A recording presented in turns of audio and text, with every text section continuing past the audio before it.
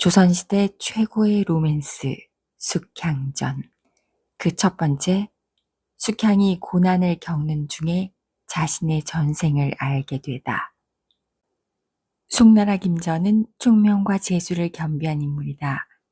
어느 날 친구와 함께 명산 대천을 즐기다가 돌아오면서 어부에게 잡혀 죽게 된 거북을 살려준다. 이듬해 김전은 동정호에 가 친구를 보고 돌아오다가 홍수를 만나 죽게 되었는데 그때 그 전에 살려준 거북의 구함을 입어 살아난다. 김전은 장회의 딸과 결혼해 한 딸을 낳고 이름을 숙향이라고 한다. 숙향이 점점 자라매 그 얼굴이 꽃이 부끄러워하고 해가 빛을 잃으며 빼어난 자태와 하는 일이 아이 같지 아니하니 김전 부처 애중하나 행여 단명할까 염려하여 천하 이름난 관상쟁이 왕균을 청하여 숙향의 상을 보이니 왕균이 이르되 이 아기는 인간 사람 아니라 월궁 항아의 정기를 다 놨사오니 전생죄를 이생애와 다 갚은 후에 반드시 좋은 시절을 볼 것이니 초년 운수는 극히 험하나 말년 운수는 좋으리라 하거늘 김전이 왈 나중 일은 선악을 알지 못하나 초년 운수는 우리 아직 의식을 그리워하지 아니하니 어찌 고생할 일이 있겠느냐. 왕균이 크게 웃고 왈 사람의 팔자는 알지 못하나니 내 비록 재주 없사오나 아기 사주와 상을 보오니 5세에 부모를 이별하고 정처 없이 다니다가 15세 당하여 5번 죽으렉을 지내고 17세에 부인에 봉해지고 20에 부모를 만나 태평 영화로 지내다가 70이 되오면 도로 천상으로 올라갈 발자니이다. 김전 부처 이 말을 듣고 믿지 아니하나 크게 의심하여 생월 생시와 이름을 금자로 써 금낭에 넣어 숙향의 옷에 채웠더니 과연 숙향이 5세를 당함에 시절이 어지러워 적병이 형초를 침노하니 백성들이 깊은 산중으로 피란하매 김전도 가속을 거느려 강릉으로 가더니 도중에 적병을 만나 행장과 노복을 다 잃고 다만 장씨와 숙향을 업고 죽을 힘을 내어 달아나더니 도적이 점점 가까이 오고 김전이 또한 진력하여 닿지 못하니 정이 망극하여 장씨에게 왈 도적이 급히 따르고 내 힘이 다하니 우리 둘이 다 살아나면 숙향 같은 자식을 다시 보려니와 우리 다 죽으면 신체를 누가 거두며 부모의 제사를 누가 받들리요. 아무리 인정에 망극하고 제 정상이 자닝하나 숙향을 이곳에 두고 잠깐 피하였다가 적병이 지나간 후 다시와 데려가사이다. 장씨 슬피 울며 오왈 나는 숙향과 함께 있다가 죽을 것이니 우리를 생각지 말고 먼저 난을 피하였다가 후일 돌아와 우리 모녀의 해고를 갈무리 하소서. 김전이 대성통곡왈 차마 그대를 버리고 나 혼자 살기를 도모하리요. 차라리 한 곳에 죽어 혼백이 서로 떠나지 아니하리다. 하고 앉고 일어나지 아니하거늘 장씨 울며 왈 그대 말이 그르도다. 남자 되어 어찌 우리 같은 처자를 어디간들 얻지 못하리요. 천근 같은 몸이 어찌 조그만 아녀자에게 걸려 죽으리까. 빨리 피하소서. 김전이 울며 머리를 흩으여 한 데서 죽으리 하거늘 장씨 울며 왈 낭군이 이렇듯 고집하시니 숙향을 아직 이곳에 두고 우리만 가사이다. 숙향을 바위 틈에 앉히고 옥지환 한 짝을 옷고름에 채우고 먹을 음식을 그릇에 많이 담아 주어 왈. 너는 잠깐 이곳에 있어 배고프거든 이 밥을 먹고 목마르거든 저 물을 떠먹고 있으면 우리 내일 와 데려가마 하고 낯을 한 대 대고 슬피 울며 차마 떠나지 못하니 숙향이 제 모친 치마를 잡고 슬피 울며 왈. 어머님은 날 버리고 혼자 어디로 가시려 하나이까 나도 함께 가사이다 하며 따라 내다르니 그 참혹한 형상은 귀신도 감동할 듯하여 일광이 무색하더라. 김전 부처 만극하여 울며 이르되 내 딸아 울지 말고 가만히 앉았거라. 소리나면 도적이 알고 와서 죽이나니라. 하고 돌아보니 도적이 벌써 가까이 오는지라. 김전이 만극하여 장지 손을 이끌고 산중으로 달아나니 숙향이 소리를 크게 하여 왈. 어머님은 어찌 나를 버리고 가시나이까 부디 내일 와 데려가소서 하며 슬피 우니 수은이 담담하고 일색이 잠잠하더라. 김전 부처 달아나며 숙향의 애원한 소리를 들으니 간장이 끊어지고 가슴이 막혀 눈물이 이음차 흘러 앞이 어두워 닫지 못하더라. 도적이 다다라 숙향을 보고 물어 말하기를 내 어버이 어디로 갔는지 바로 이르라. 아니 이르면 죽이리라. 숙향이 울며 왈. 나를 버리고 달아났으니 어디로 갔는지 어찌 알리요. 도적이 노하여 죽이려 하니 그중 한 도적이 불쌍하게 여겨 말려 말하기를 제 부모 버리고 가고 저 어린 것이 배고파 오는데 무슨 죄로 죽이리요. 내 이 아이 상을 보니 후일 귀히 되리니 죽이지 말라. 이곳에 두면 반드시 일이 승냥이의 밥이 되리라. 하고 업어다가 영마을에 두고 가며 이르되 나도 너와 같은 자식이 있더니 이러한가. 불쌍하고 불쌍하다. 내 부모 너를 버리고 오죽 슬퍼하랴 하고 가거늘. 숙향이 혼자 앉아 아무데로 갈 줄 몰라 어미만 부르며 울고 다니니 보는 사람들이 불쌍히 여겨 눈물 아니 지을이 없더라. 이때 날이 저물고 인적이 끊어지니 배고파 갈 바를 알지 못하여 덤불 밑에 의지하여 어미만 부르며 우노라 하니 한 잔나비 삶은 고기 한 덩이를 물어다가 주거늘 먹으니 배는 부르나 이때 추구월이라 밤이면 찬바람이 일어나니 발이 시려 두 손으로 붙들고 울더니 어디서 황새의 연나문 말이 날아와 날개로서 숙향의 몸을 두루 덮으니 춥지 아니하더라.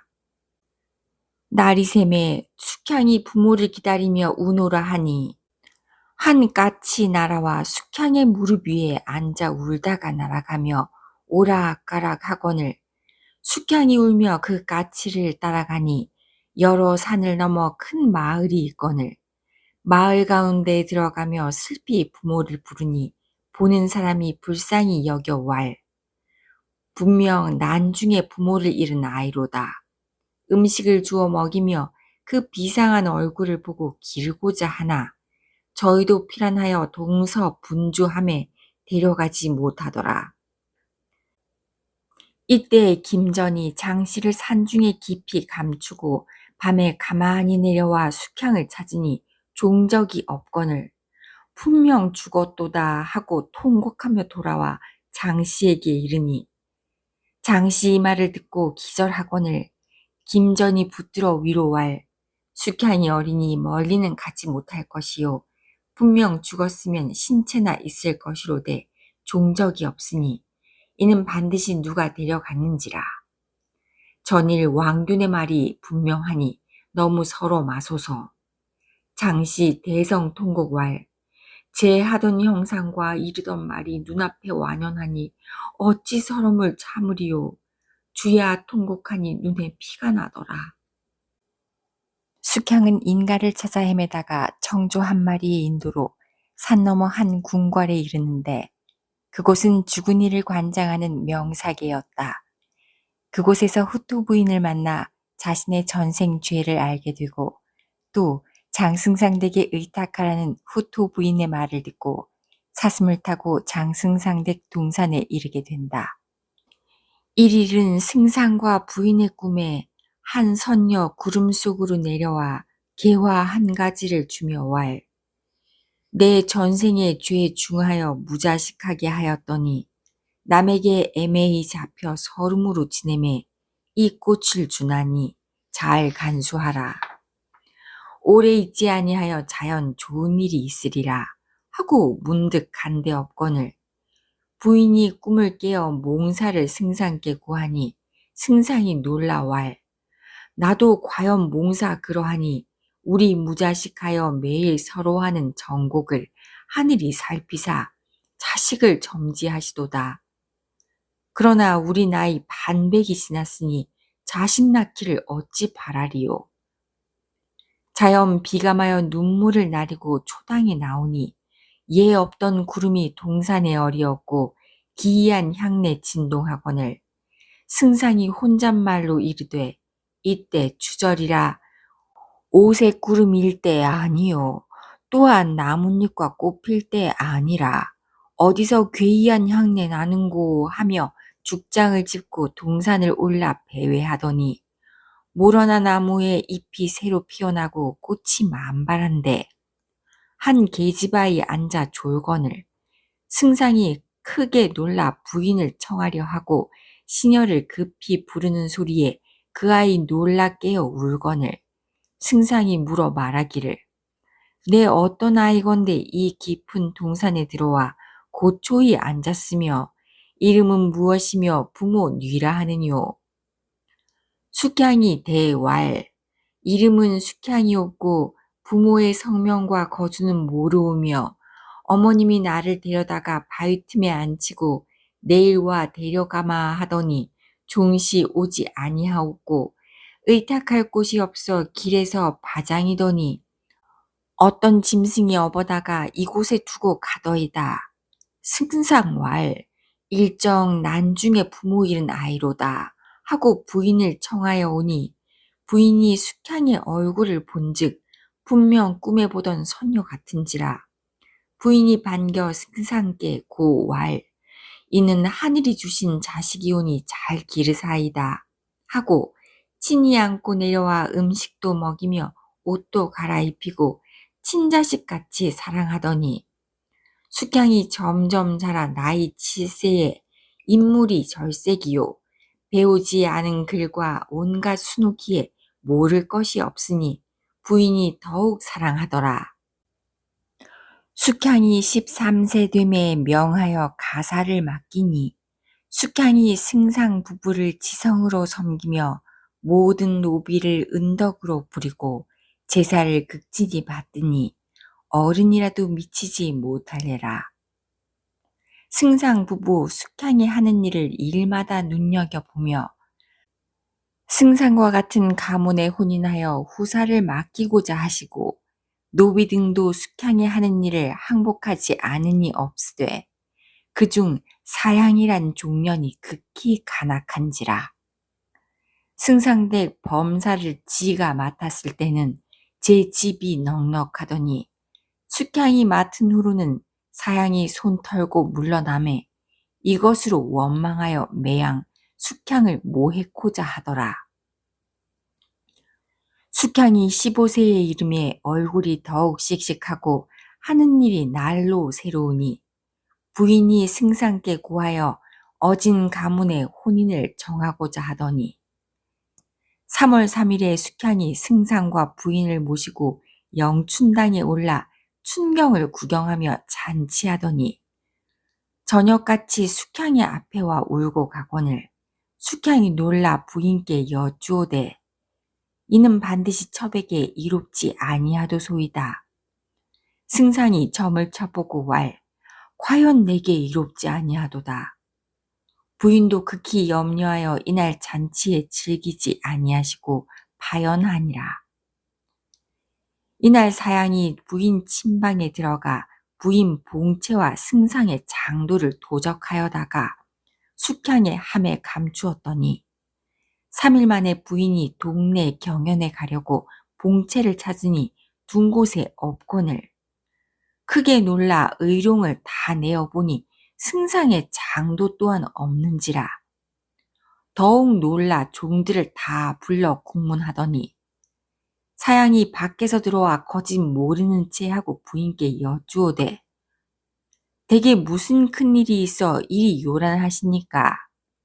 부인이 왈 이전 왕조적 나라에서 내리신 옥장도와 금봉채는 우리 집 극한 보배라. 아무 까닭 없이 이것이 없으니 이는 종들이 가져간 바라. 사양이 부인 앞에 가까이 나아가 가만히 여쭈오되 저줌께 숙향이 부인 침방에 들어가 세간을 뒤져보더니 무엇을 감추어 제 방으로 가져가더니 개가 얻어보소서. 부인 왈 숙향의 마음이 철석 같거늘 어찌 나를 모르게 가져가리요. 사양이 또 여쭈오되 전일은 그렇지 아니하더니 요사이 혼인 말씀 있은 후로 제 세간에 보태려 하고 그러하옵는지 종들 보는데 가장 흐린 일 많사오되 승상과 부인께 없어 극진히 여기심에 노복 등이 감히 아뢰지 못하더이다. 부인이 말을 듣고 의심하여 숙향의 방에 들어가 물어 왈 잃은 것이 많으니 혹 내 방에 나왔는가 보라. 숙향왈 내 아니 가져왔으니 어찌 내 방에 있사오리까 하고 세간을 다 내어 부인 앞에 보일세 과연 봉채와 장도 들었는지라. 부인이 보고 노하여 왈 너 아니 가져왔으면 어찌 내 함에 들었느냐. 봉채와 장도를 가지고 바로 승상께 나아가 여쭈오되 우리는 숙향을 양반의 자식이라 하여 친자식같이 여겼더니 상인의 자식이라. 행실이 무상하여 우리를 속여 승상의 장도와 나의 봉채를 제 방에 감추어 두고 종시 기이다가 이제 드러났사오니 이 일을 어찌 처치하오리까. 승상이 또한 대경왈 금봉채는 저의 노르개니 젊은 것이 혹 가지고자 하여 그러하려니와 장도는 저에게 당치 못한 것이니 그 일이 수상하니 아직 생각하여 보사이다. 사양이 곁에 있다가 여쭈오되 숙향이 요사이는 전과 달라 수도 놓으며 글도 지어 문밖 사람을 주며 또한 밤사람이 심히 출입하오니 그 뜻을 알지 못할러이다. 승상이 말을 듣고 발끈 성내며 왈 제 나이 차니 일정 바깥 사람을 통함이로다. 집안에 두면 불측한 변을 볼까 싶으니 빨리 내어 보내소서. 부인이 숙향의 방에 들어가니 숙향이 머리를 싸고 눈물을 흘려 옷깃을 적시거늘 부인이 꾸짖어 왈 우리 무자식함에 주야 서로 하다가 너를 얻으니 얼굴과 하는 일이 비상하기로 일정 양반의 자식이라 하여 고이 길러 친자식같이 사랑하여 집안 제사를 다 맡겨 우리 같은 가문에 정혼하여 후사를 정고자 함은 너도 이미 알았고 우리 집이 비록 유여치 못하나 노비 수천구요 전답이 천여석직이요 금운이 수십만이라. 이만하여도 너 일생이야 아니 편하리야. 봉채 장도를 가지고자 하면 나에게 말하면 그 무엇이 귀하여 아니 주며 봉채는 계집에게 당한 것이니 가져감이 옳거니와 장도는 부당하거늘 뉘를 주려 하고 가져갔느냐. 우리 죽은 후면 그것이 다 어디로 가리오.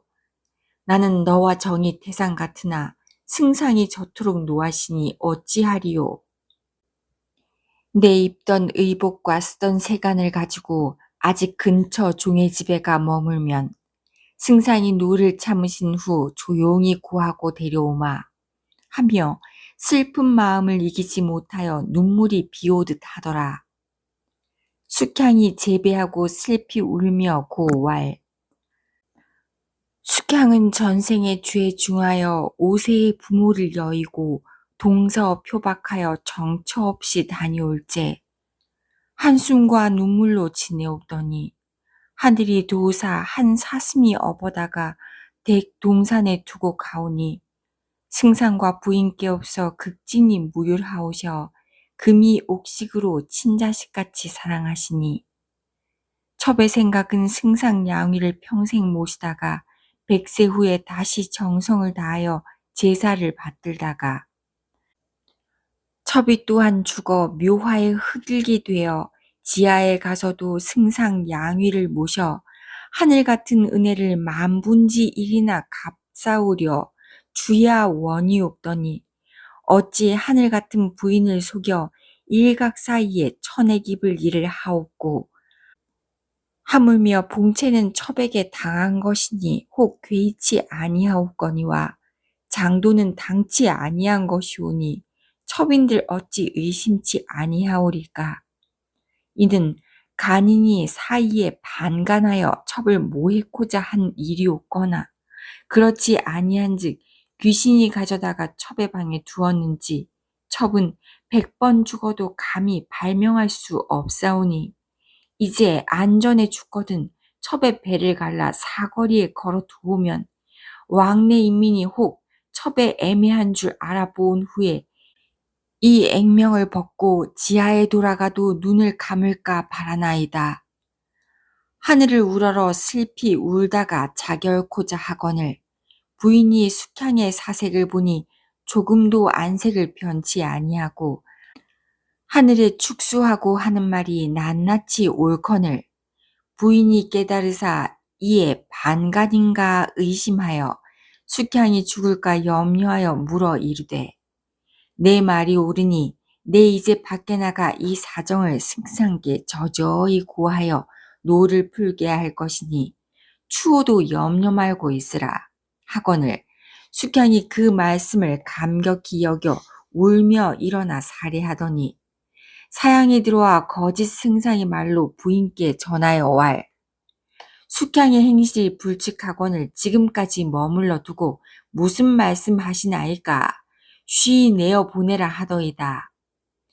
부인이 이 말을 듣고 뉘우쳐 눈물을 흘려 왈 승상이 저리 노하여 계시니 성 풀어질 동안에 아직 밖에 종의 집에 나가 머물면 내 밤에 조용히 고하여 데려올 것이니 생심도 죽을 의사를 내지 말고 기다려라. 숙향이 절하여 왈 부인께로서 첩의 일로 승상께 책을 듣사오니 첩의 죄 10,000번 죽어도 갚지 못하리로 소이다. 부인이 숙향의 손을 잡고 울며 왈 너로 하여금 전도히 이렇듯 함은 내 승상께 미리 고한 죄로다 하고 무수히 한탄하더니 사양이 또 승상의 말씀으로 부인께 전하되 숙향의 행실이 이렇듯 부정하오니 집안에 두면 장차 큰 변을 내어 우리 가문을 욕되게 할 것이니 빨리 내어 보내고 곧 들어오소서 하더이다. 부인이 더욱 슬픈 마음을 진정치 못하여 눈물을 무수히 뿌리며 금향이란 종을 불러 숙향이 입던 의복과 세간을 내어다가 주라 하시며 통곡하시니 숙향이 고해 말하기를 젖음께 영춘당에서 저녁같이 첩의 앞에 3번 울고 가거늘 스스로 생각하되 하늘이 밉게 여겨 무슨 변을 보내리라 하였더니 천만 뜻밖에 이런 불측한 액명을 입사오니 이는 하늘이 나를 죽게 하심이라. 구태여 천일을 거스리리까. 의복과 세간은 가져가지 못하여도 첩의 친모 첩을 여일째 옥지환 한 짝을 주고 갔었더니 그것이나 가져 죽어 지하에가 부모를 만나볼 때 가 고하리라 하고 슬피 울며 들어가거늘 부인이 참혹히 여겨 바삐 들어가 승상께 여쭈오되 내 생각하니 일전에 봉채와 장도를 가져 숙향의 방에 가 우리 집 큰 보배라 하고 자랑한 후에 인하여 입고 와서 애매한 숙향을 도적하여 갔다고 수동하여 저를 내치려 하오니 그런 불쌍한 일은 없사오며 이것이 다 첩에 잊은 허물이오니 승상은 용서하소서.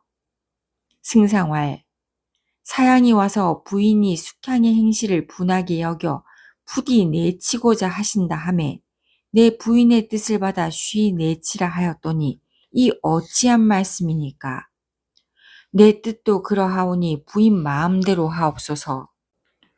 부인이 크게 기꺼 즉시 들어와 숙향에게 이르고자 하더니 승상이 부인을 머물러 왈. 내 밤의 꿈에 홍도와 가지를 꺾으니 그 가운데 앵무 놀라 날아가 보이니 이 무슨 징조온지 오늘은 저물도록 무엇을 잃은 듯하여 심외 불안하오니 부인은 나를 위로하여 좋은 술을 가져오소서. 부인이 시비를 불러 주찬을 가져오라 하여 승상께 드릴세. 이때 사양이 창밖에서 부인의 말을 듣고 숙향의 방에 들어가 이르되 승상께 없어 자네를 여태까지 두었다고 크게 노하사 부인을 면책하시며 나로 하여금 자네를 데려다가 근처에 두지 말고 멀리 쫓아보내라 하시니 쉬이 가라 하며 구박이 매우 심히하여 왈. 좋은 음식과 금이 애싸여 그런 복이 없거늘 어찌 불측한 일을 행하여 하늘 같은 부인조차 승상께 책을 당하게 하느뇨. 속히 나오라. 재촉하니 숙향이 슬피 울며 왈. 부인이 나오시거든 하직이나 하고 가리라 하니 사양이 꾸짖어 왈. 무슨 면목으로 부인을 다시 보고자 하느냐. 부인도 책을 들으시고 노하여 앉았음에 이리 올 일 없으니 속히 나가라.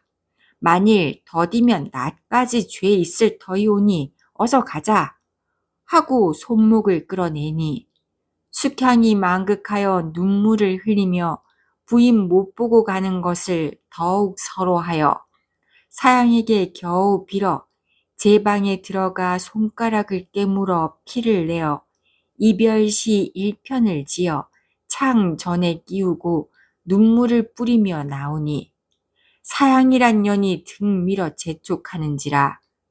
숙향이 망극한 중에 사양의 구박을 입어 부리던 종도 다시 못 보고 대문 밖에 나오니 사양이 문 밖에 나서며 이르되 이 근처에 있으면 승상이 아시고 잡아다가 죽일 것이니 멀리 가라 하니 숙향이 할 수 없어 통곡하며 나오더니 가는 길 앞에 큰 물이 있거늘 그 물에 빠져 죽고자 하여 하늘에 표배하고 왈. 숙향은 전생 죄 중하여 부모를 일찍 여의없고 정처 없이 다니다가 천행으로 장승상 댁에 의지하였더니 액명을 입고 이 물에 빠져 죽사오니 천지 1월 성신은 불쌍히 여기소서. 슬피 통곡하니 수운이 참담하고 비풍이 삽삽하며 초목이 서로하는 듯하며 행인도 눈물 아니 흘 일이 없더라. 해는 떨어져 서산에 넘어가고 골새는 물가에 슬피 우니 숙향이 더욱 서러운 회포를 이기지 못하여 홍상을 부여잡고 방황하다가 불에 뛰어드니 길 가는 사람이 구하려 하되 물결이 흉흉한데 숙향이 물속에 잠기지 아니하고 검은 판자 같은 것을 타고 섰으되 물새에 급하여 들어가 구하지 못할래라. 표신강에 투신한 숙향은 월궁 항아의 명으로 나타난 용녀에게 구출된다. 이 용녀는 이전에 김전이 구해준 그 거북이다. 용녀와 함께 나타난 천상의 선녀는 숙향에게 앞으로 몇 차례의 고난을 더 겪어야 하며 그것은 천상에서의 죄 때문이라고 말한다. 숙향은 선녀의 인도로 배를 타고 한 곳에 이른다. 그리고 정처 없이 향하다가 노전이라는 곳에서 불을 만나 죽을 위기에 처했는데 그때 화덕진군이 나타나 살려준다. 그 사이에 장승상 댁에서는 천승이 나타나 벼락을 내려 사양을 죽인다. 숙향이 울며 동쪽을 향하여 가더니 날이 새매 벌거벗고 가기도 어렵고 또한 배고파 움직이지 못하고 길가 수풀을 의지하여 앉았노라 하니 문득 어떤 할미 광주리를 옆에 끼고 가다가 숙향의 옆에 앉으며 왈 내 어떠한 아이건데 점잖은 것이 벌거벗고 대로변에 앉아 우느냐. 내 부모에게 매맞고 쫓겨나왔느냐. 남의 집에 도적질하다가 쫓겨왔느냐. 불안당을 만나 옷을 벗기고 왔느냐. 숙향이 답할 나는 본디 어버이 없는 아이니 내칠 바도 없고 남의 것 도적한 바도 없고 내 것도 잃은 바 없으되 자연 곤하고 배고파 앉았나이다. 할미 웃으며 왈 어버이 없으면 어디서 났으며 부모를 버리고 다니니 내 치나 다르며 장승상대 금봉채 사정으로 이리 왔으니 도적이나 다르며 노전에와 입던 옷을 태웠으니 불안당이나 다르랴. 숙향이 놀라 말하기를 할미는 어찌 그 일을 다 아느뇨? 남이 이름에 들었노라. 이제 어디로 가려 하느뇨? 숙향 왈, 갈 곳이 없어 이에 앉았나이다. 할미 왈, 나는 무식한 사람이거니와 내 상을 보니 진정 병인의 추함이 가히 없다. 길가에 앉아 울지 말고 내 집이나 지키고 나와 한 가지 감이 어떠하뇨? 숙향 왈, 할미 나를 데려다가 버리지 아니하시면 따라가오려니와 할미 집이 예서 얼마나 하온지 내 일이 벌거벗었을 뿐더러 배고파 민망하여이다. 할미 광주리에서 삶은 산채 한 줄기를 내어주며 왈 아직 배고픈데 이것이나 먹어라.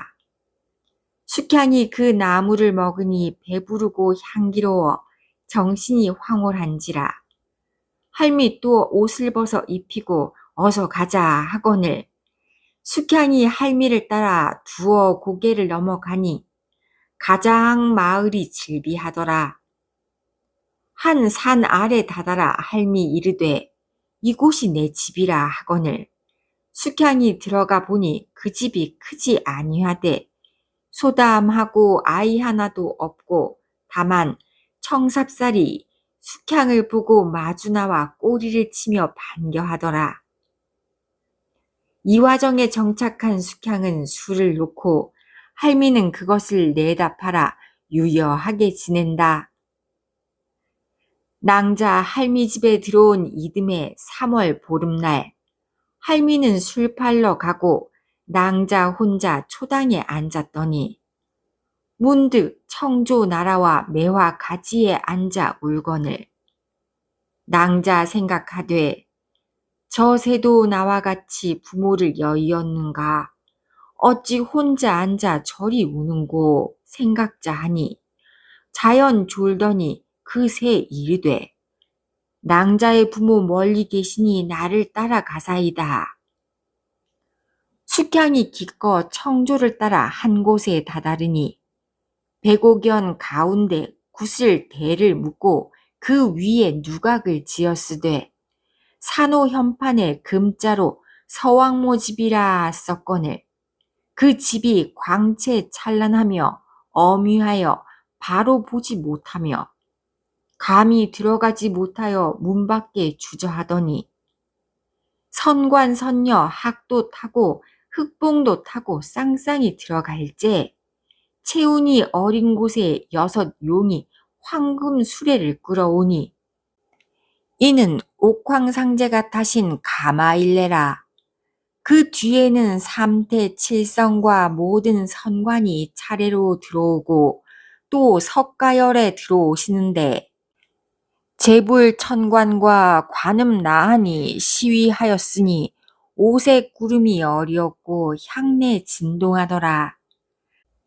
그 행차 다 지나가되 숙향을 본 채 아니하더니 이윽하여 흰 구름이 일어나며 백옥 교자를 타고 한 선녀 백년화 한 가지를 손에 쥐고 단정히 앉았으니 좌우에 무수한 선녀 시위하였거늘 이는 월궁 항하러라. 숙향을 보고 왈 반갑다 소아야. 인간 고생이 어떠하뇨. 나와 한 가지 들어가 요지나 구경하고 가라.